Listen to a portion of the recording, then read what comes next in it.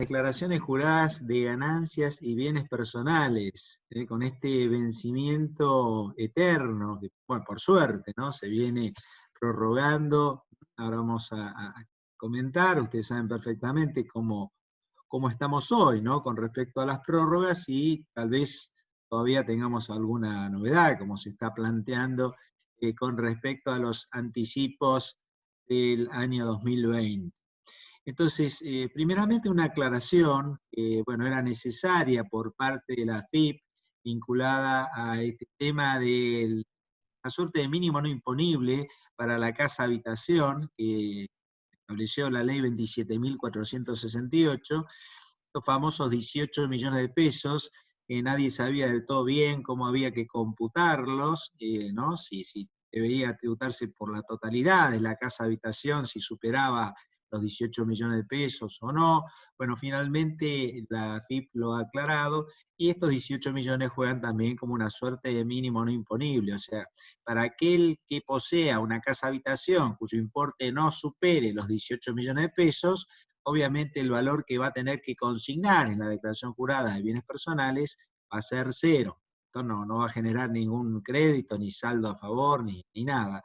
Y para aquellos otros cuyas casa habitación, supere el monto de los 18 millones, solo van a tener que computar como grabado ese excedente. Por ejemplo, no sé, si la casa habitación, el valor es de 23 millones, solo van a tener que computar 5, o sea, el excedente, por encima de los 18, y en este ejemplo que estamos dando, y sobre esos 5 millones, bueno, a su vez se calculará esta presunción que no admite prueba en contrario del 5% en materia de bienes del hogar y uso personal. Y después tenemos el otro mínimo no imponible o monto exento, es el monto general de los 2 millones de pesos, que también fue establecido por la ley 27.468. O sea, valga o viene bien esta aclaración. En cuanto a los vencimientos en sí, la última prórroga fue sancionada, fue publicada el 24 de julio del 2020 a resolución 4768.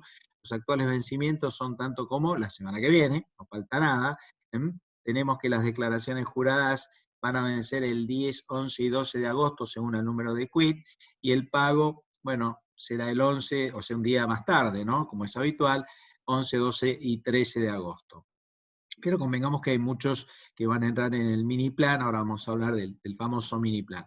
En cuanto al impuesto cedular, los vencimientos son muy parecidos. Lo que pasa es que acá coincide la declaración jurada con el pago, y ambos, tanto la declaración jurada como el pago, estarían venciendo o están venciendo entre el 11 y 13 de agosto. Pero ¿qué pasa con el mini plan? Que ya teníamos la novedad. Bueno, los contribuyentes pueden acceder al mini plan de ganancias y de bienes personales hasta el 31 de agosto. Esto se ha también prorrogado y ahora el plazo vence el 30 de septiembre. Con lo cual, bueno, habrá muchos que no llegan, que no pueden, que entonces justamente van a utilizar esta prórroga. Inclusive hay muchos que tal vez presenten la declaración jurada recién en ese momento, pero obviamente la presentación tardía de la declaración jurada genera la multa por no presentación. Lo que pasa es que son importes, digamos, que no se han actualizado nunca, y no son significativos, como estamos hablando de 400 pesos por no presentar una declaración jurada, o 200 según corresponda, no presentar una declaración jurada de ganancias y bienes personales. Entonces, aquellos que acá la norma, el mini plan, que recuerden, entonces ahora se puede presentar el mini plan hasta el 30 de septiembre, lo que sí, recuerden también que van a existir intereses resarcitorios entre la fecha de vencimiento de la declaración jurada, suponemos ahora 10 de agosto, hasta la fecha de la presentación del mini plan, hay tiempo hasta el 30 de septiembre. Y la norma dice que los sujetos que efectuaron el acogimiento durante el mes de julio van a tener un mes de gracia para el pago de las cuotas, venciendo la primera el 16 de septiembre del 2020. Lo que pasa es que vieron estas declaraciones juradas, tanto de ganancias como bienes personales, algunos clientes infartan, ¿no es cierto? Nosotros también, porque los montos son impactantes, y bueno, porque el 2000 2019 no teníamos la pandemia, la crisis, bueno, de esta magnitud, y a muchos fue bien. Y ni que hablar en tema de bienes personales, donde tenemos una catástrofe, en el sentido de que pasamos del 0,25, que era la tasa, o contribuyentes que eran buenos cumplidores y no tuvieron que disfrutar un solo centavo por la declaración jurada del 2018, a esta escala progresiva que es fatídica, y si tienen bienes en el exterior, ni que hablar. Con lo cual, bienes personales es todo un problema. ¿Qué ocurre con la declaración jurada informativa de ganancias y bienes personales? Que es obligatoria para aquellos que, bueno, trabajan en relación de dependencia, jubilados, pensionados, actores y otros sujetos. Esta declaración jurada informativa también se prorroga, ahora el plazo es hasta el 31 de agosto del 2020, y otra particularidad es que se aumenta, era 1.500.000, el monto de las retribuciones anuales que obligaban a presentar la declaración jurada informativa, y se aumenta a 2 millones de pesos. Así que, declaración jurada informativa, prórroga también hasta el 31 de agosto. Este tema en realidad ya viene el mes pasado, pero es importante la clasificación como MIPYMES, y periódicamente se van actualizando los montos, y acá tenemos la resolución 69 del 2020, del 24 de junio, esto de la Secretaría MIPYME, con los nuevos importes que corresponden a cada categoría: construcción, servicio, comercio, industria, comercio, agropecuario, y digamos, la clasificación en micro, pequeña, mediana tramo 1 y mediana tramo 2, esto es lo que hoy está rigiendo. Acá es muy importante obtener el certificado MIPYME por el tema de bueno, ahora vamos a hablar del tema de la moratoria y el tema de la nueva moratoria. Con respecto a la vieja moratoria, estamos hablando de la moratoria de la ley 27.541, esta la conocemos, esta se publicó hacia fines del año pasado, la ley 27.541, 23 de diciembre del año pasado, y estamos hablando de deudas vencidas hasta el 30 de noviembre del 2019.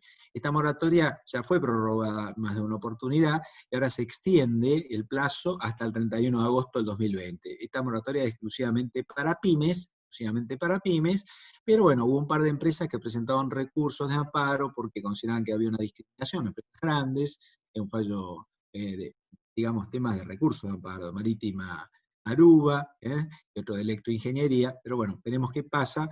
Esta moratoria en principio es para pymes. Vamos a ver qué pasa con estos recursos de empresas más grandes que dicen que están o que fueron discriminadas. La cuestión es que se prorroga hasta el 31 de agosto, y la primera cuota entonces va a vencer el 16 de septiembre. Todas estas adaptaciones también fueron recogidas en una resolución de la AFIP, que es muy reciente, la del 3 de agosto, es la resolución 4784 del 2020. Pero esta es la moratoria, digamos, que todos conocemos, la moratoria vieja, que se ha ido prorrogando. Pero hay un proyecto de nueva moratoria que ha sido ya aprobado en diputados, ahora tiene que ser tratado en el Senado, y esto es una suerte de ampliación, es una ampliación de la moratoria de la ley 27.541, donde se incluyen determinados conceptos y se incluyen determinados sujetos y tiene determinados cambios con respecto a la 27.541. En primer lugar, se amplía el universo de contribuyentes porque entran todo tipo de empresas, no solamente las pymes, sino las empresas grandes. Bueno, hoy las pymes tienen ventajas en cuanto al tema de cantidad de cuotas, en tema también de que no se les aplicaría pago a cuenta, pero bueno, las grandes empresas sí pueden entrar, pero convengamos que las grandes empresas pueden entrar y tienen también algún tipo de problema, de limitación o digamos, requisitos adicionales, ¿no? En principio iban a estar incluidas las deudas vencidas al 30 de junio, originalmente era mayo, ¿no? Y esto fue como corriéndose en el tiempo, y lo que se aprobó en diputados, bueno, contempla incluir deudas vencidas hasta el 31 de julio del 2020. 31 de julio del 2020, o sea, ahora no más, pero muchos dicen que todavía esto es insuficiente, porque estamos en medio de la pandemia, por ley no lo podrían prorrogar, porque no está previsto en ley, pero el Poder Ejecutivo podría, con un decreto de necesidad de urgencia, eventualmente prorrogar este plazo, porque todos sabemos que la pandemia y los problemas que ha traído no están lejos de ser superados.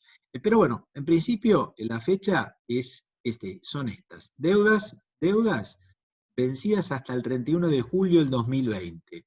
Ojo que acá no entran entonces las declaraciones juradas de ganancias y bienes personales, porque como se fue corriendo el vencimiento de ganancias y bienes personales, bueno, ahora lo tenemos en agosto. Entonces, no podemos meter en esta moratoria que tiene una gran ventaja en cantidad de cuotas, etcétera, no entran las declaraciones juradas de ganancias y bienes personales del 2019 porque están venciendo en agosto. El plazo de adhesión para esta nueva moratoria es hasta el 31 de octubre y el vencimiento de la primera cuota será el 16 de noviembre. ¿Qué se puede incluir? Bueno, obligaciones tributarias y aduaneras, y la cantidad de cuotas, como decíamos recién, depende de si es pyme o gran empresa. Si son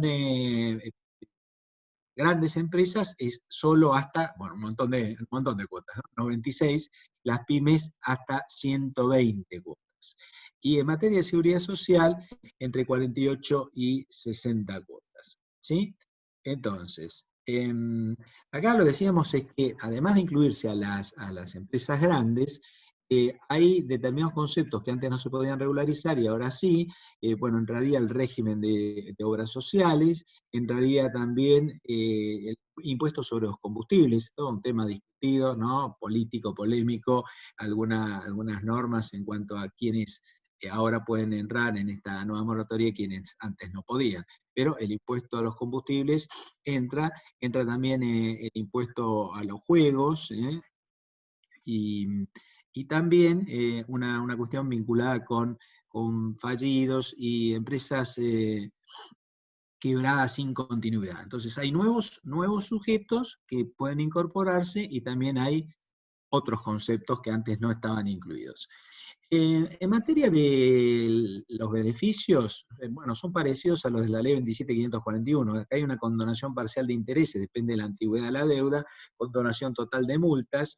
En materia de cuál va a ser la tasa aplicable a aquellos que se acojan a la moratoria, bueno, va a haber una tasa fija del 2%, que es muy buena, hasta enero del 2021, pero después la doctrina está criticando un poquito la tasa posterior, que es la tasa Badlar, conocida como Badlar, porque hay quien dice que es una tasa poco elevada y bueno, si uno está hablando de tantas cuotas, puede tener un efecto importante, ¿no? Puede tener un efecto importante. Un tema novedoso es que se pueden utilizar las devoluciones aprobadas y pendientes de pago del contribuyente que tenga a favor a la AFIP, o sea, si el contribuyente tiene devoluciones aprobadas y pendientes de pago, las puede utilizar para cancelar la deuda. Esto tiene que ser solamente saldos ya preexistentes y obviamente no se pueden utilizar los saldos técnicos. Después empiezan las limitaciones, ¿no? La parte buena y parte mala, hay una serie de limitaciones para empresas fundamentalmente grandes. La parte buena es que se incluyó finalmente un beneficio para los buenos cumplidores. Las empresas grandes durante 24 meses no van a poder distribuir dividendos, realizar operaciones con títulos, esto es el dólar MEP o el tema del contado con liqui, ni acceder al mercado cambiario para realizar pagos a empresas vinculadas. O sea que hay una limitación temporal para las empresas grandes. ¿Cuáles son los beneficios para los contribuyentes cumplidores? Bueno, algunos son importantes y otros tal vez no tanto. En el caso de monotributo, de acuerdo con la categoría, se eximen entre 2 y 6 cuotas del componente impositivo y tiene un tope de 17.500 pesos. Los inscritos en ganancias, excepto funcionarios públicos, jubilados y asalariados, van a tener un aumento de la deducción del mínimo no imponible del 50%, y esta sí puede ser importante para MIPYMES que realicen inversiones en bienes muebles amortizables, porque se admite una amortización acelerada para las inversiones efectuadas hasta el 31 de diciembre del 2021, según el tipo de bien. Bienes muebles locales es en 2 años, si son importados 3, y en obra de infraestructura es el 50% de la vida útil. Pero acá tiene un problema, esto de los beneficios para contribuyentes cumplidores, que también ha sido señalado por ya la doctrina, que empezó a hablar y a criticar un poco. Está bien el beneficio, pero fíjense que se considera contribuyente cumplidor a todos aquellos que a partir del 1 de enero del 2017 no registren incumplimientos. ¿Incumplimientos de cuáles? De todo tipo. Incumplimientos en la presentación de la declaración jurada y también en el pago de las obligaciones tributarias. Entonces, bueno, 1 de enero del 2017 estamos hablando de 3 años. ¿Y los incumplimientos hasta dónde llegan? Estos últimos meses hemos tenido los periodos de pandemia, y bueno, hay muchos contribuyentes que no han podido cumplir con sus obligaciones. Vamos a ver este tema cómo queda, pero parece que el requisito para ser contribuyente cumplidor y gozar de estos beneficios, bueno, es bastante estricto, ¿no? No es tan fácil de cumplir. No se va a tener en cuenta la categoría del CIPER para entrar en el tema de las cuotas y demás cuestiones de la moratoria. Se prevé el tema del pago a cuenta, dice que para las pymes, en realidad podrá existir un pago a cuenta, entonces se presume que tal vez de acuerdo a la fecha de acogimiento no haya pago a cuenta para las pymes. En cambio, para las empresas grandes sí va a existir siempre un pago a cuenta. También se prevé un descuento, no sé a quién le podrá convenir o dejar de convenir, del 15% para aquellos contribuyentes que paguen al contado. Gran ventaja, esto ya tenía la ley 17.541, el acogimiento al régimen produce la suspensión de acciones penales y la interrupción de la prescripción penal. Acá también se va a prever la suspensión de un año del término corrido de la prescripción, ¿sí? Y la caducidad, bueno, acá hay problemas con la caducidad. Digamos, la norma genérica o básica, digamos que no puede ser muy criticada, porque tema de falta de pago serían 3 cuotas para grandes empresas y 6 cuotas para las MIPYME.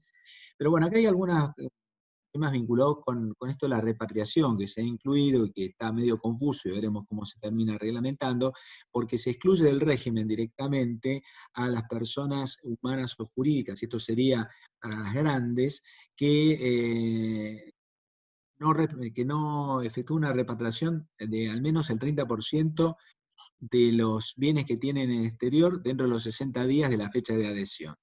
Y también esto no es solamente para la sociedad, sino también para si los socios de estas sociedades, con al menos el 30% de la participación, no efectúen esta tema de repatriación. Así que acá es un tema complejo que vamos a ver cómo se termina reglamentando. La verdad no sé si tiene demasiado sentido. Se intenta que se repatrie, pero es una obligación para entrar en la moratoria para las empresas no pymes, o sea, para las grandes empresas.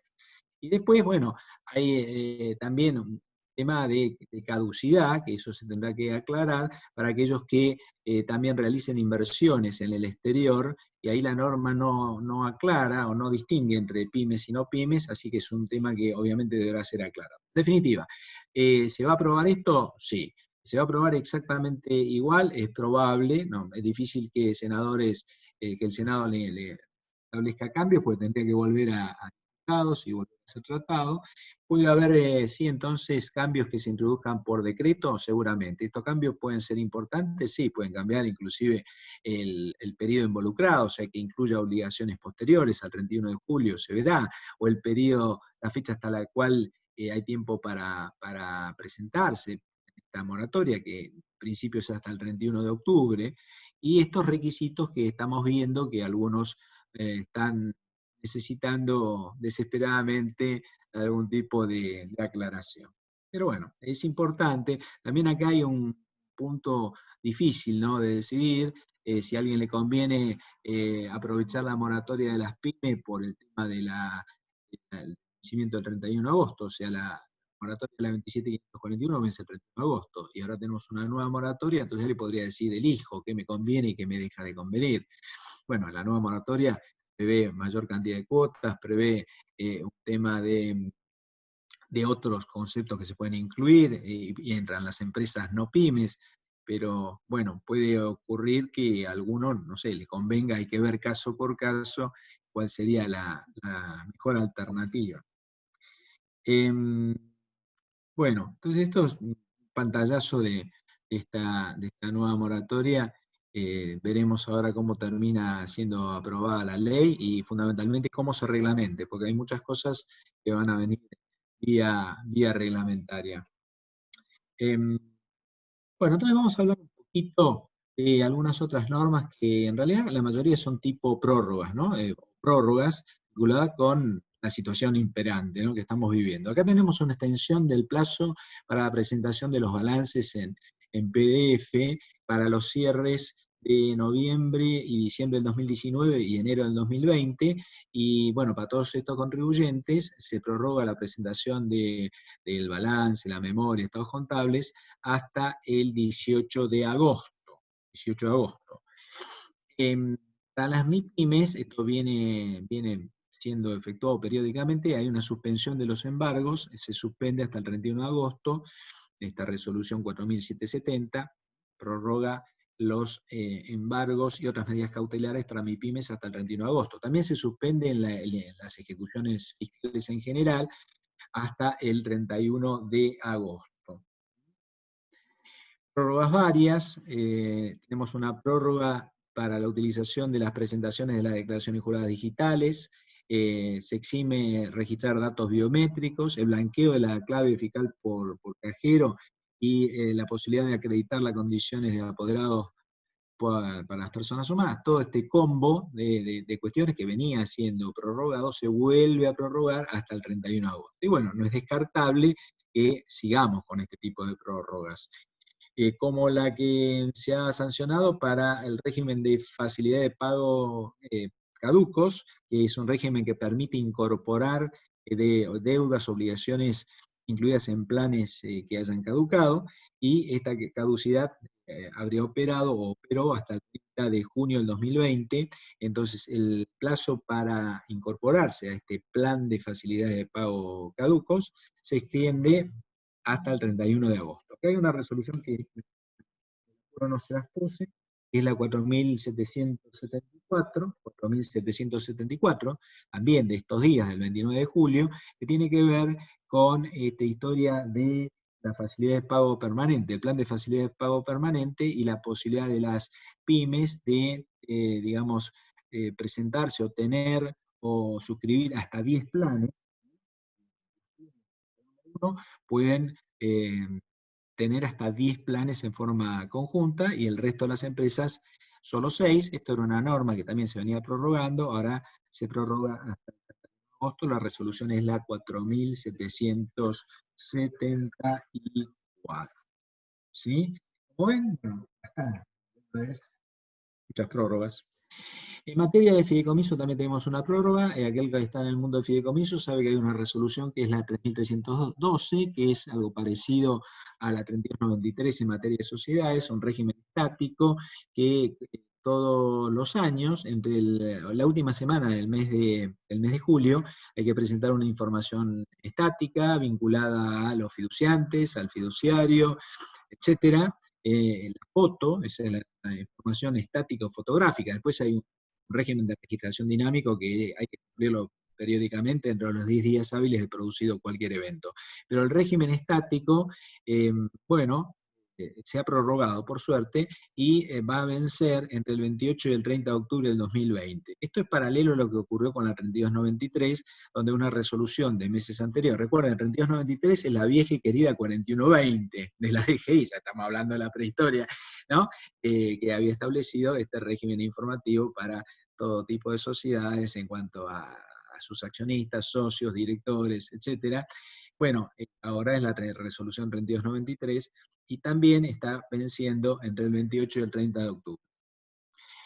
Hay una resolución de la AFIP vinculada con el nuevo criterio de residencia para bienes personales. Esto, la ley 27.541 cambió el criterio de domicilio al criterio de residencia, eso ya lo sabemos. Había muchos que estaban con esa intención y habían empezado los trámites o los habían terminado para cambiar el domicilio por el impacto, el terrible impacto de bienes personales a partir del 2019. Pero bueno, la ley 27.541 abortó esos planes porque ahora el criterio es el mismo que el de impuesto a las ganancias, o sea, el criterio de residencia. No corre más el criterio de domicilio en cuanto a los sujetos en materia de bienes personales. Y entonces lo que hace esta resolución 4760 es decir, bueno, mire, vamos a ver qué ocurrió en el periodo anterior y qué ocurrió a aquellos que hubiesen solicitado la cancelación de la inscripción antes del 17 de julio del 2020, por no poseer domicilio en el país, y le da tiempo hasta el vencimiento de la declaración jurada para acreditar que no revestían la condición de residente. Pero bueno, ahora el criterio es el criterio de residencia. Impuesto a las ganancias, obviamente, con muchísimas mayores exigencias, con, vamos a decirlo rapidito, porque de esto se ha hablado mucho, hay que irse a vivir definitivamente a otro país, y hay que tener el centro de intereses vitales en ese otro país. Bueno, hay toda una serie de condiciones, requisitos, plazos que son muy estrictos, ¿sí? En materia de cava, muy poquito, simplemente recuerden que hay un vencimiento de una declaración jurada para contribuyentes locales, solo los que son locales, puros, por decirlo de alguna manera, en cava, hay una declaración jurada anual informativa, y está venciendo entre el 20 de agosto y el 26 de agosto, según número de quit. En materia de provincia de Buenos Aires, lo que se ha llamado moratoria de la provincia de Buenos Aires, que había sido establecida por la resolución normativa 8 del 2020, se ha prorrogado hasta el 30 de septiembre. Recuerden que esta moratoria, este plan de facilidades, un poquito menos que una moratoria, bueno, permite regularizar deudas vencidas al 31 de diciembre del 2019, y esto también es para MIPYMES, ¿no? La moratoria para MIPYMES de provincia de Buenos Aires. Ahora vence el 30 de septiembre del 2020. ARBA también amplió algunas cuestiones, este tema de planes generales de pago, porque a partir de este mes se va a permitir que se incluyan en los regímenes generales de pago deudas vencidas hasta el 31 de mayo del 2020, y comprende también planes caducos. Acá hay una ley que ha sido sancionada, pero todavía yo no la vi publicada, las editoriales la han anticipado de alguna manera, que es la suspensión. Es una ley donde contempla muchos aspectos, ¿no? Pero principalmente estaría suspendiendo por 180 días las medidas cautelares. Hay una serie de beneficios fiscales que obviamente tienen que reglamentarse. Esto es provincia de Buenos Aires, la ley habla de planes de refinanciación por deudas vencidas durante la vigencia del ASPO, prórrogas en vencimiento y pago de impuestos provinciales, prórrogas para declaraciones juradas, pagos, ingresos brutos, exhibición de MIPYMES en ciertos casos, por un plazo de 180 días, pero todo esto tiene que ser obviamente reglamentado, y desgravaciones de retenciones de ingresos brutos por 180 días. Veremos cómo funciona operativamente. Una cuestión que al final no les comenté, que está anunciada pero no está todavía instrumentada, es la prórroga en materia del primer anticipo, tanto de ganancias como de bienes personales del 2020, porque en realidad está venciendo ahora, ¿no? Está venciendo a partir del 13 de agosto, ahora no más. Y entonces, digamos, una noticia como que este primer anticipo de ganancias y el primer anticipo de bienes personales se correría el vencimiento para el mes de septiembre. Entonces quedaría el primer anticipo en septiembre, el segundo en octubre, el tercero en diciembre, el cuarto en febrero y el quinto en abril, como ya sabemos. O sea, la prórroga sería el primer anticipo. Bueno, veremos qué es lo que pasa. Aparentemente esto sí se va a instrumentar. Todavía hoy no tenemos la norma, ¿no? Esperemos que la publiquen a la brevedad o que se confirme. Y otra cosa que no lo incluí, porque no lo tengan todos y es algo bastante puntual, existe un régimen de compensación de IVA por venta de productos lácteos, un régimen de compensación de IVA por venta de ciertos productos lácteos, y el fisco terminó de reglamentarlo por la resolución 4778 del 2020. Esto es una suerte de evolución de crédito fiscal para aquellos, no cualquiera, los que vendan al por menor en hipermercados, supermercados, bueno, mini mercados, bueno, y venta en general de productos lácteos, tienen un régimen que se ha establecido por un decreto, ¿no es cierto? Lo que hace la AFIP es lo reglamentando, por el cual se permite digamos, cómputo, la acreditación o devolución del crédito fiscal respectivo, ¿sí? Estamos hablando de impuesto al valor agregado. Bueno, son las 9:30. En estos minutos, en unos 20 minutitos, lo que vamos a hacer es una suerte de repaso del tema de contratos agropecuarios que se viene dictando, ¿no? En distintos lugares. La gente está tratando de ver qué hacer, qué no hacer con los contratos. También tenemos problemas, ¿no? Contractuales derivados de la pandemia, incumplimiento o no incumplimiento, sí, pues vamos a hablar de los contratos de arrendamiento también. Entonces, genéricamente, esto dicen los que saben. Por un lado tenemos los contratos conmutativos, que son los de arrendamiento, pastoreo, locación de obra, etcétera. Y por otro lado tenemos los contratos asociativos, como parcerías, capitalización de hacienda, maquila, contrato asociativo de explotación tambera. Ahora tenemos contrato de participación, contrato de explotación conjunta. Bueno, en contrato conmutativo alguien da algo a cambio de algo, ¿no? Por eso es conmutar, ¿no? El arrendamiento. Alguien cede el uso y goce del inmueble rural, que es el dueño del campo, y la otra parte, que es el prestatario, que es el productor agropecuario, paga por ello un precio cierto en dinero. Y bueno, en un contrato de locación de obra se contrata a alguien, es un trabajo a resultado, y bueno, el contratista rural se compromete a realizar el trabajo para el cual fue contratado y el productor agropecuario le paga por ello. Entonces, el arrendamiento está previsto en la ley 13.246, esta viejísima ley de arrendamientos y de parcerías rurales que tiene más de 70 años, pero sigue estando vigente, y la verdad que tuvo muy pocos cambios desde sus inicios, quiere decir que la ley fue realmente muy buena. Tampoco fue modificada por el nuevo Código Civil y Comercial, salvo en forma tangencial, como por ejemplo la extensión, porque antes era solo 10 años y ahora es de 50, o sea, tiene un mínimo de 3 y tiene un máximo de 50 años, uy, 50 años, bueno, esto se habrá previsto por temas seguramente familiares, fallecimientos, etcétera, pero el plazo mínimo es 3 y el plazo máximo puede llegar a ser hasta 50 años. Tenemos dos partes, una parte es el arrendador, que es el dueño del campo, el predio rural, y otra parte es el arrendatario, que es el productor agropecuario. Entonces, en materia de tratamiento impositivo, una buena es que sigue estando la exención en el IVA para el alquiler de inmuebles rurales que se destinen a actividades agropecuarias, con lo cual el arrendamiento está claramente exento en el IVA independientemente del monto involucrado. Las condiciones para la exención son solo dos: que se trate de un inmueble rural y que sea utilizado en la explotación agropecuaria. Acá hay que tener cuidado en algunos casos puntuales porque el inmueble es rural, pero se destina para cualquier cosa, entonces no es un contrato de arrendamiento, es un contrato de locación, no se rige por la ley 13246, por ejemplo, si alguien es dueño de un campo y lo alquila para coto de casa, o para la instalación de antenas satelitales, o para turismo rural. Esas no son actividades de producción agropecuaria. Bueno, esto es lo que decíamos antes, tiene que ser una actividad de producción agropecuaria para que se trate de un contrato de arrendamiento regido por la ley 13.246. En el IVA entonces ya sabemos que está exento. ¿Qué pasa si hay bienes incluidos como molinos, aguadas, bebederos? Acá el criterio es que no es que por un lado se alquila el terreno, el campo, y por otro lado alquilo los bienes, sino que todo forma parte de un mismo conjunto, no habría separación, porque recuerden que el alquiler de bienes muebles sí está grabado en el IVA. Bueno, acá se toma todo en conjunto, no, está todo exento.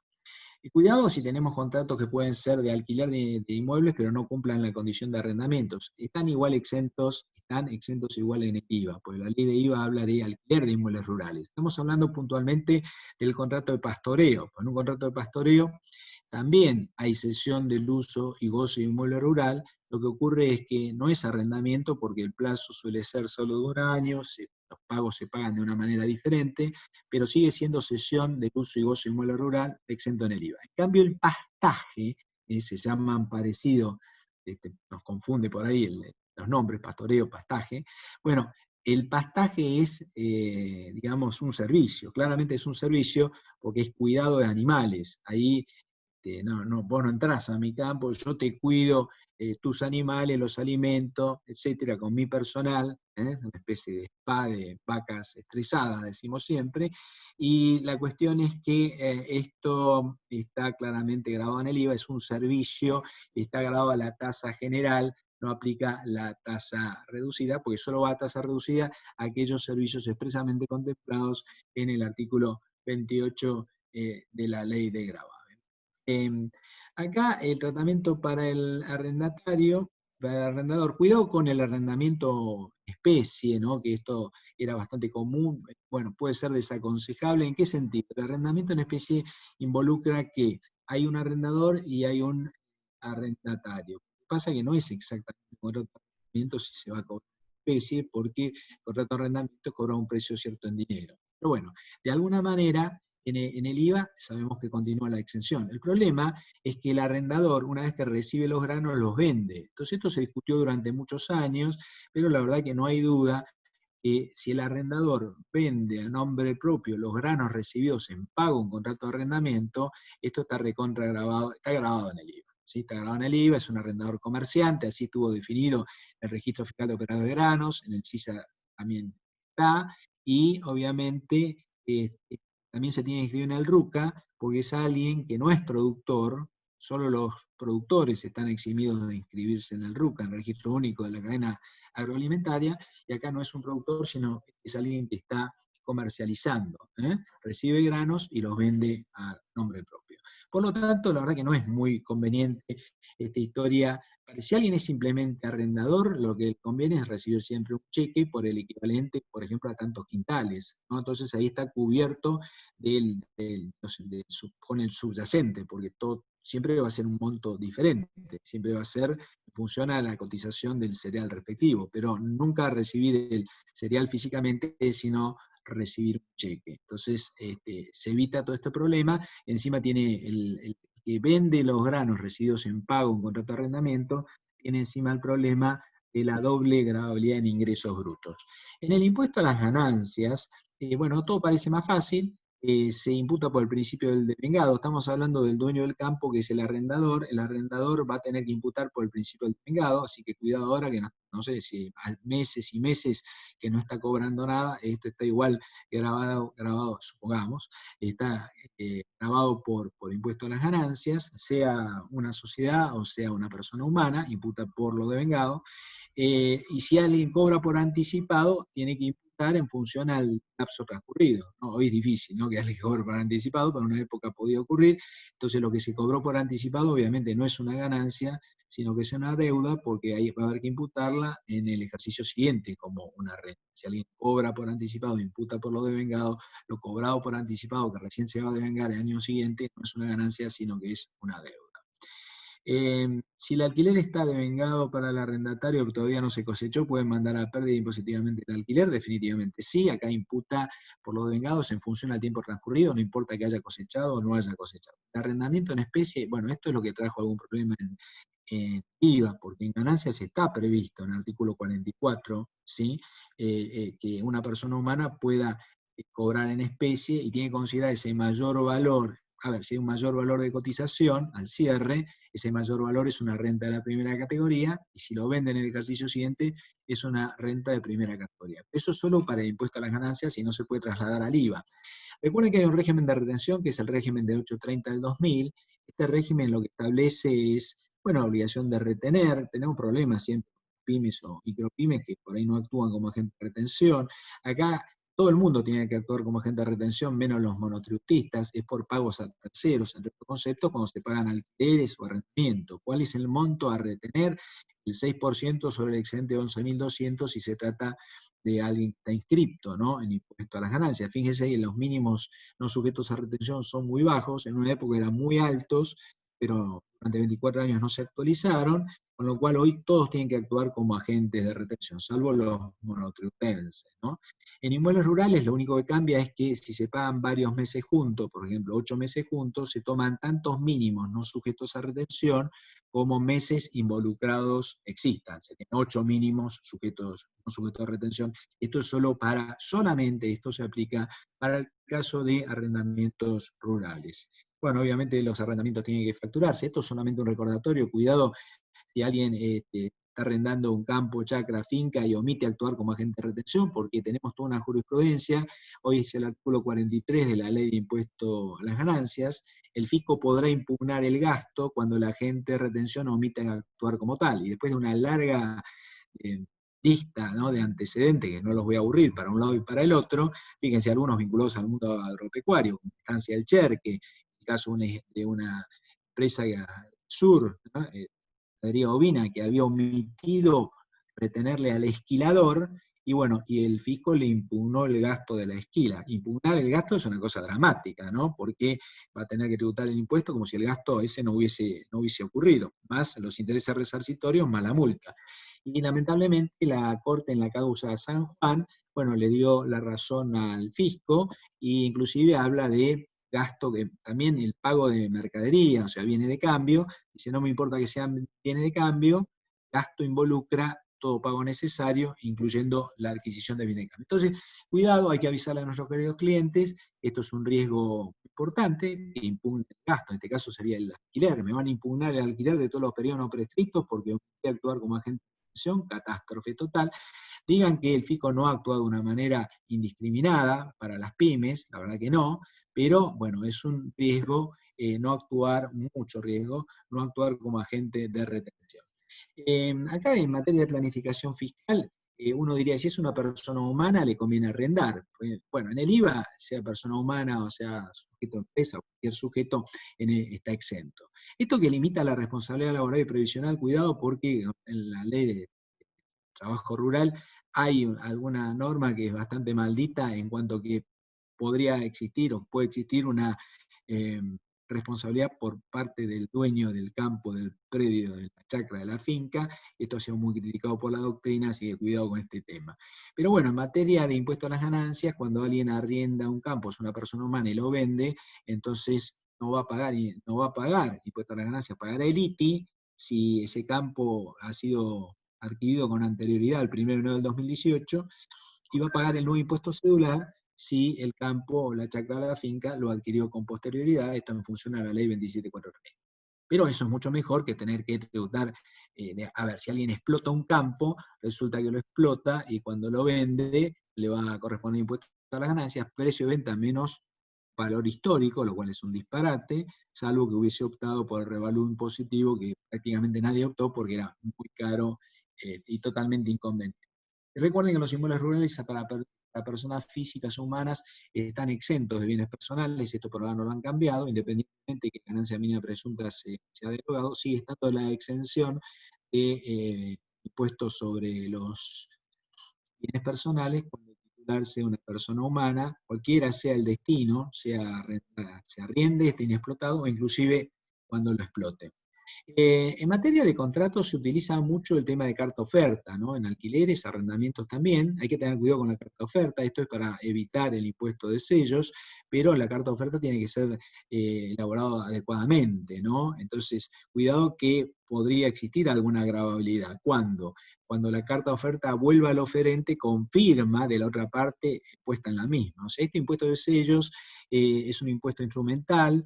La ley 27.548 habla de la cuestión de que es un impuesto instrumental, no es válida la teoría de, digamos, el complejo de que varios instrumentos van componiendo la gravabilidad, tiene que ser un documento autoválido, autosuficiente, autoexigible por sí mismo.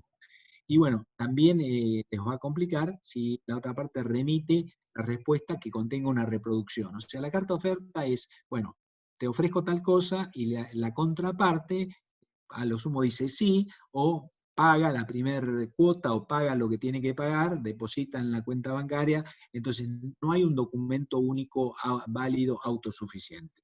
Como decíamos, la teoría de complejo instrumental, que varias provincias fueron a la carga con esto, hay una cantidad de fallos en la Corte Suprema de Justicia, muchos vinculados al sector petrolero, eso se cayó como un mazo de naipes porque está infringiendo la ley 3.548, que es la ley de coparticipación, el artículo 9. Ahí tienen algunos fallos, pero hay muchos más. Ahora vamos a ir cerrando con los contratos asociativos, porque la verdad es que son muy utilizados en materia agropecuaria, es una forma de llevar adelante un emprendimiento. Armar una sociedad anónima, si por ahí quiero participar en una capitalización de hacienda, agricultura porcentaje o lo que fuera, es un negocio puntual. En cambio, si voy a dedicarme a la actividad agropecuaria de acá a los próximos 30 años, bueno, ahí tal vez me convenga una sociedad. Entonces, ¿dónde voy? Voy de nuevo a la ley 13.246, que es la ley de arrendamientos y a parcerías rurales. Lo decíamos antes, si es un negocio puntual, ¿para qué voy a armar una sociedad? Me conviene ir por alguna figura asociativa, no una sociedad regular. Figuras asociativas y contratos asociativos agropecuarios, o eventualmente fideicomisos, ¿sí? ¿Por qué? Por alguna sociedad tengo costo de constitución, tengo costo de disolución, tengo toda una cantidad de problemas. Los contratos asociativos no son sociedades, ya sabemos, no hay efectos societatis, todas las pautas para que definitivamente no son sociedades. Pero lo más importante es lo último. En los contratos asociativos se constituyen para repartir los frutos. Contrato asociativo agropecuario, el fin es el reparto de los frutos. Acá hay que tener cuidado, y esto también es planificación, el nombre del contrato y el contenido. Uno le puede poner contrato de arrendamiento, título, y adentro dice cualquier otra cosa. Nos vamos a repartir los frutos de tal y tal manera. O sea que el título tómenlo de una manera relativa, ¿no? Tiene que haber una concordancia entre lo que dice el nombre y lo que finalmente se termina expresando. Se tienen que inscribir, si son contratos verdaderamente asociativos, ¿se inscriben en el IVA? No. ¿Por qué no se inscriben en el IVA? Porque no realizan hechos imponibles. Acá hay una definición de parcería que surge de la misma ley 13.246, puede ser una parcería agrícola o puede ser una parcería pecuaria. El tratamiento impositivo viene dado básicamente por dictámenes de la AFIP y por fallos, porque la ley no dice nada. Pero los dictámenes son claros y dicen lo que todos sabemos. El simple reparto de frutos en un contrato asociativo agropecuario no está grabado en el IVA. Y uno debería agregar ni en el IVA ni en ningún impuesto. Y esto lo encuentran en los dictámenes 81.92, 39.94, que el reparto de frutos no está grabado. Acá una definición de un contrato de capitalización que tiene que ver con Hacienda. Saben que con los contratos de capitalización pueden ser de cría o de invernada. En cría se reparten las crías, tanto para vos como para mí, el dueño del campo, el dueño de las vacas, cada uno aportará algo, a porcentaje dirán 50 y 50, 60 40. Pero también puede haber una capitalización de invernada, donde ahí se reparten los mayores kilos obtenidos. Ya nos falta poco, veo que está medio desesperada ahí Mónica, pero nos falta 5 minutitos, vamos a terminar esto y vamos a dejar también unos pocos minutos por si hay alguna pregunta. No, Esto, atenta a lo que estás explicando y bueno, y viendo si tenemos alguna pregunta que quieran ir pasándonos por chat para cuando estemos terminando responderlas. Solo eso. dale, sí, perfecto. Bueno, entonces decíamos que fíjense la antigüedad, estos dictámenes, ¿no? 81 y 92, casi cuando arrancó la gravabilidad del IVA para la actividad agropecuaria. Pues recuerden que la actividad agropecuaria, la venta de productos agropecuarios estuvo exenta en el IVA durante muchos años. Bueno, hasta la década del 90. Entonces, estos dictámenes lo que dicen es que no hay gravabilidad por el reparto de los frutos. Lo que pasa es que como se trataba de capitalización de hacienda invernada, también establecieron una suerte de procedimiento, porque ¿qué pasa? Vende los animales es el dueño de los animales, pero el campo tiene derecho a un porcentaje en los mayores kilos. Entonces inventaron un procedimiento por el cual el dueño de los animales facture al dueño, el dueño del campo, factura al dueño de los animales su porcentaje en los mayores kilos. Porque quien va a vender es la marca, es el de los animales, no puede cortarlo con una sierra mecánica y decir, mire que hay una parte que le corresponde al propietario del campo. Entonces, esto es simplemente reparto de frutos y nada cambia. Acá por suerte tenemos un fallo que tiene que ver con los ingresos brutos de la provincia de Buenos Aires, porque en su momento ARBA, también en contrato de capitalización, decía, no, acá el dueño del campo le presta un servicio al dueño de los animales y hay prestaciones recíprocas. Vos haces algo por el otro otro hace algo por vos, está todo grabado. Son servicios, uno le presta un servicio al otro y el otro le termina pagando de alguna manera. Eso no es así, este fallo es contundente, el contrato es un contrato de colaboración y no corresponde a ninguna gravabilidad. Lo más importante es lo que dice al final, el hecho imponible siempre se va a verificar cuando el producto se venda en el mercado y no antes. O sea, solo va a corresponder la venta a terceros. La simple, digamos, distribución o reparto de frutos no está grabado ni en el IVA, ni en ganancias, ni en ningún impuesto. Acá tenemos también un dictamen viejo, 56 del 2002, que dice lo mismo en cuanto al IVA, no corresponde a ninguna gravabilidad por el reparto de los frutos. En ganancias, bueno, acá algún punto, cuando se reparte si estamos en sementera, eso es un tema de discusión, porque todavía no hay frutos, si hay que hacer el reparto o no, cuando todavía no se ha cosechado. En materia de locación de obra rural, este es un contrato absolutamente conmutativo, pero se planteó alguna duda en un dictamen 12 del 2006, donde alguien dijo, mire, yo siempre soy contratista rural, pero en este caso no soy contratista rural, porque voy a porcentaje. Pero ¿cómo? Si usted siempre es contratista rural. No, acá yo soy socio de un contrato asociativo atípico porque voy a porcentaje. Bueno, al fisco no le gustó, en este dictamen dijo, no, para mí es una forma de pago porque usted no aportó nada, solamente hizo o realizó el trabajo para el cual fue contratado, y además no tiene soportación, usa esta palabra, soportación en las pérdidas. Entonces esto no es un contrato asociativo. Yo, que soy el fisco, digo que es una forma de pago. Un dictamen que, bueno, ha sido discutido también por la doctrina, pero nos da algunas pautas. Cuidado que si estamos en un contrato así, atípico y nominado, para darle la pauta de asociatividad, siempre lo que conviene es que claramente tenga estas cláusulas, ¿no? De que cada uno aporta algo más que simplemente el trabajo para el cual fue contratado, y que eventualmente tendrá alguna participación si es que hay pérdidas en el negocio. Por lo menos lo que piensa la FIP. ¿Sí? Y un tema también que es muy importante, que se ha venido charlando, esta historia de las aparcerías en dinero, donde en vez de repartir los frutos, bueno, hay alguien que vende, por ejemplo, vende todos los granos y al otro le da tu parte. Y alguna doctrina dijo, no, pero en realidad no es realmente una parcería, porque la parcería es cuando se distribuye frutos, y acá es uno solo que vende y al otro le da la parte. Bueno, hay opiniones muy fuertes, especialmente Luis Facciano y Néstor Cáceres. Luis Facciano es súper especialista, abogado en todo lo que es contratos agropecuarios, y Néstor Cáceres es un reconocido tributarista, y ambos opinan que igual seguiría siendo una parcería, igual sigue siendo un contrato, porque la norma digamos, la ley 13246 no lo limita, así que las opiniones predominantes es que las aparcerías en dinero siguen siendo aparcerías y sigue siendo un contrato asociado. ¿Sí?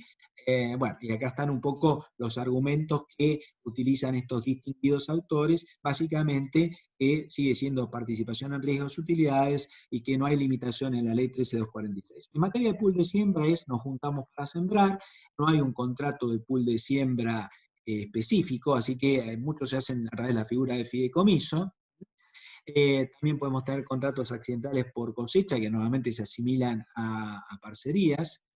Esto es un tema puntual en materia de reorganización, y que sigue diciendo, la conclusión es que si alguien continúa la actividad en una reorganización como aparcero, o sea, en un negocio de parcería, está todo bien porque sigue dentro del mundo de empresa, es una empresa, cuidado. Tanto el aparcerodador como el tomador son cotitulares de empresas agropecuarias, son empresas unipersonales agropecuarias y son personas humanas. Y bueno, esto también se ha confirmado con estos antecedentes en materia de reorganización. Si es un contrato asociativo de explotación tambera, también se dan exactamente las mismas pautas. No tenemos nada para agregar. Lo único que tenemos para agregar es que la ley es otra.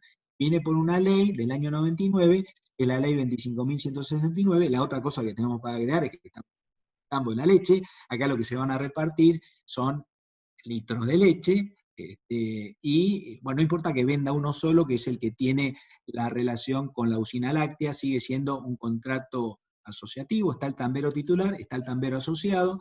El tambero asociado siempre es una persona humana, que puede trabajar él, con su familia, etcétera, pero es un contrato asociativo. No corre más la historia del tambero mediero. La ley es la ley 25.169, no hay prestaciones recíprocas, nada está grabado hasta que se venda a terceros. Lo mismo ocurre con esta otra ley, que es la ley 25.113, el contrato de maquila. Acá hay alguien que es dueño del campo, el otro es dueño del campo. Acá hay alguien que es productor agropecuario, ¿sí? Y alguien que es productor industrial. El productor agropecuario se compromete a entregar una parte de su producción agropecuaria y tiene derecho a participar en el producto resultante. Esto da lugar a muchísimas posibilidades. Es un contrato agroindustrial, no está suficientemente explorado, pero es muy interesante. Nada está grabado por nada hasta que no se venda a terceros, pero hay que redactarlo muy bien porque tiene una cierta similitud a lo que es pasón o a lo que es dación en pago, y en los casos donde no había contrato, que son ahí está mencionado, Fallos, Giles y Consignaciones Rurales Santa Fe Sur, perdió el contribuyente porque ni contrato tenía. Entonces la recomendación es cuidado con el contrato de maquila, es una herramienta muy interesante, pero hay que respetar muy bien el contrato. Es más, el fisco mismo dice eso, el dictamen 70 del 2002, mire que no está grabado por el IVA, pero yo le advierto que esto es parecido a dación en pago o a otro tipo de hechos imponibles que sí están grabados, ¿sí? Luego tenemos el negocio en participación.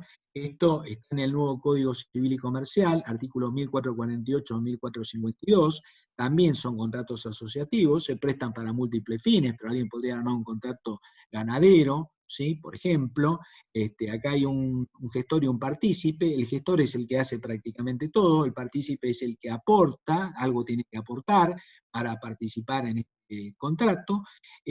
Bueno, y no constituyen sociedad, lo mismo que decíamos al principio con los contratos asociativos agropecuarios, no constituyen sociedad, son actividades en común informales y transitorias, cada uno mantiene la individualidad, no se crea una nueva persona jurídica, tienen las características de todos los contratos asociativos. Lo que pasa es que están definidos en el Código Civil y Comercial, artículos 1448 y 1452, habría que explorarlo, hay muchas posibilidades con esto también, hay libertad de formas.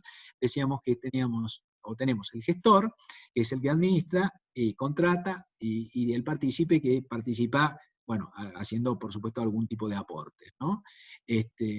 Bueno, también tenemos los que se llaman negocios de explotación conjunta, que de alguna manera se asimilan o podrían asimilarse a esta historia de negocios de participación, pero tal vez no encuadren exactamente. Ojo que existen los contratos asociativos atípicos. Cuando hablamos de este dictamen 12 del 2006, donde el FICO dice, no, vos sos locador de obra, no te creo, esto no es un contrato asociativo, hay una parte del dictamen interesante, el FICO no podría decir otra cosa, donde el FICO dice que claramente sí existen los contratos asociativos atípicos. Esto quiere decir que no estén expresamente regulados por la ley 13246 ni por otra regulación, pero cumplen con las pautas de asociatividad.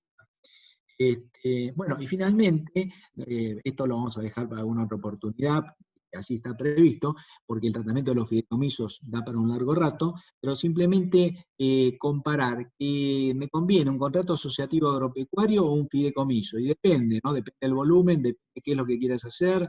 Por ahí si estamos ante un pool de siembra, necesitamos inversores, necesitamos dar seguridad. ¿Cuál es la ventaja del fideicomiso? Que es un patrimonio separado de afectación específica, y es bueno para conseguir inversores. Si todos nos conocemos y somos pocos, bueno, nos manejaremos con contrato asociativo. El fideicomiso tiene mayores costos, contrato importante que hay que hacer de entrada, el costo del administrador, que es el fiduciario, pero tiene a su vez sus ventajas. Los fideicomisos todo lo que hacen están grabados, porque actúan como si fuesen sociedades, compran, venden. Entonces, es muy importante cuando uno vaya, pero tienen algo en común. Es para emprendimientos puntuales, es el toco y me voy, no me voy a dedicar toda la vida al negocio agropecuario, o soy un inversor y me quiero dedicar a un negocio en particular, y entonces tengo que ver si puedo utilizar en la figura del fideicomiso, que como todos sabemos se ha usado muchísimo, tanto en materia de construcción como en materia agropecuaria, y será motivo de alguna otra charla. Bueno, son las 10 menos 2 minutos. Hasta acá llegué con la exposición, un poco rápido, pero no sé. La No, parte pero que les dije, hemos visto hola, bastante. soy Osvaldo Balán, es un No gusto para más. saludarlo. ¿Eso lo entendieron? La parte de hoy, hola, son las 9, ¿no? Pero Fue, bueno, fueron muchos temas, corrí. pero bueno, fue bastante amplio los temas que tratamos hoy. Algunas preguntas, Ana nos pregunta en definitiva si contrato o carta oferta. A ver, acá como en todos los temas tenemos a defensores, ¿no? Y detractores. Juro le pregunta a Luis Faciano, que es especialista en contratos, abogado, que tiene libros escritos, él odia la carta oferta, porque bueno, dice que puede tener mayor inseguridad, que puede haber algún reclamo, que jurídicamente no es lo mismo. Por otro lado, han pululado, ¿no? Han pululado, y bueno, la verdad que es una forma de evitar, simple y llanamente, de evitar el impuesto de sello, que es una rémora del pasado y que resulta ser muy costoso, ¿no? Resulta ser bastante costoso. Y bueno, toda esta historia de que se iba primero a disminuir el impacto de impuestos de sellos y en algún momento eliminar, que nos vienen prometiendo desde hace décadas, y también con el último consenso fiscal, evidentemente en la situación que estamos, tanto en No. ingreso bruto como en impuesto de sello, esto va a seguir por largo tiempo. Y bueno, realmente hay muchas empresas muy grandes que trabajan con carta oferta. Entonces, bueno, si vamos a usar la carta oferta, hay que tener cuidado con eso que estábamos comentando, de que no tiene que ser un documento autoválido, autosuficiente o exigible por sí mismo, ¿no? Entonces, tiene que estar la carta por un lado, la aceptación por el otro, pero la aceptación prácticamente tiene que ser sí, para exagerando, sí, te acepto tu carta de tal fecha, porque si se reproducen los principales términos, entonces ya ahí estaría grabado por impuesto de sello. Bueno, y no tiene que estar, obviamente, la firma de ambas partes en el documento original. Pero con los cuidados que estamos mencionando, se han utilizado mucho la carta oferta. Y el Bien. fisco en general también la ha aceptado, inclusive en el tema del registro fiscal de operada de granos y demás, creo que no la ha objetado, ¿no? Sí. Bien. Mariano nos pregunta en qué momento corresponde retener el impuesto a las ganancias en los contratos de arrendamiento, si es cuando hay entregas a cuenta o anticipos parciales de dinero. Sí, con los pagos. A medida que se va pagando, corresponde ir reteniendo. Reteniendo proporcional. Bien. En realidad, claro, depende de los meses involucrados, ¿no? Pero en realidad, vieron que en la 830 no le importa si es un contador público, digo un ejemplo, cualquiera, ¿no? Que le están pagando 12 meses, 15 meses, ojalá, 10 meses atrasados. Bueno, ¿cuántos mínimos no sujetos a retención aplica? Uno solo, el mínimo es uno por mes, Uno por ¿sí? mes. Uno por mes. Y si hay varios pagos en el mes, bueno, es también uno por mes. Entonces, el único caso que involucra tantos mínimos no sujetos a retención como meses involucrados se estén pagando es el caso de arrendamiento rural. Arrendamiento rural. Sí. Bien. Marisol nos dice que es una excelente exposición y nos pregunta por las filminas, las vamos a estar enviando por mail ahora cuando termina la charla. No estoy teniendo... Marisol ha sido sobornada por el disertante previamente. Yo les tengo que advertir esto. Tengo una charla con Marisol y digo, Marisol, vos cuando termine la charla, vos tenés que decir que es una excelente exposición. Pero bueno, gracias, Marisol. Bueno, y también estamos recibiendo esos comentarios. Muchas gracias, muy claro todo. Y a poquitos empiezan a despedirse agradeciendo la charla que realmente fue amplia y fue completa. Muchas gracias, Osvaldo. Por acá ya no No, tenemos más gracias a ustedes, preguntas. muchas gracias. Gracias por la Y invitación y bueno, espero poder seguir aportando. Ojalá que es muy importante, este tema de planificación siempre tratamos de ponerlo, algunos, porque son importantes, además del día a día, ¿no? Además del día a día. Sí. bien, bueno, los comentarios de despedidas de todos son esos. Muy buena la charla, muy clara, excelente. Así que bueno, un placer haber participado también. Les cuento que nuestra próxima charla es del meteorólogo Benedictis sobre clima, el 27 de agosto, falta un poquito, a las 8:30. Y bueno, nos estamos viendo en la próxima, Osvaldo. Bueno, muchas gracias como siempre. Estamos entonces en contacto. Gracias a todos los asistentes. Cuídense y bueno, que tengan un vencimiento lo mejor posible. Bueno, Muchas gracias. muchas gracias a todos, nos estamos viendo en la próxima charla. Las filminas van a ser enviados por mail. Chao, chao. Hasta luego.